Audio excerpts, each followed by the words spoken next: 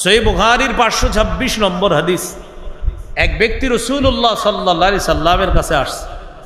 আসার পরে বললেন, হুজুর আমার পাপ হয়ে গেছে।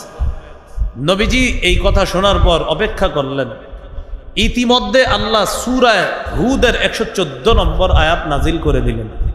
আয়াতে আল্লাহ বলেন, ওয়া আকিমিস সালাতা তারাফাইন নাহারি ওয়া যুলাফাম মিনাল লাইল, তুমি দিনের দুই প্রান্তে নামাজ কায়েম করো, রাতের কিছু অংশে নামাজ কায়েম করো, উদ্দেশ্য 5 ওয়াক্ত সালাত আদায় করো।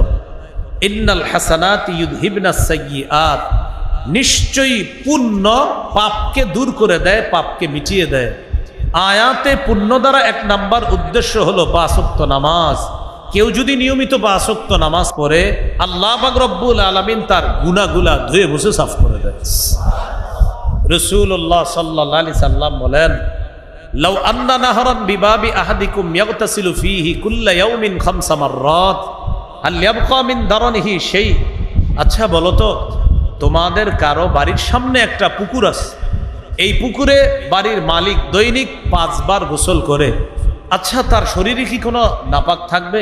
সাহাবীরা বললেন, হুজুর তার শরীরে কোনো নাপাক থাকবে না, কোনো ময়লা থাকবে না। রাসূলুল্লাহ সাল্লাল্লাহু আলাইহি সাল্লাম বলেন, ফাযালিকা মিসলুস সালাওয়াতিল খামসি ইয়ামহুল্লাহু বিহিন্নাল খাতায়া। 5 বার গোসল করলে শরীরে যেমন কোনো ময়লা নাপাক থাকবে না, দৈনিক 5 ওয়াক্ত নামাজ যদি কেউ পড়ে, আল্লাহ তার বাহ্যিক আভ্যন্তরীণ গুনাহগুলা ধুয়ে মুছে সাফ করে দেয়।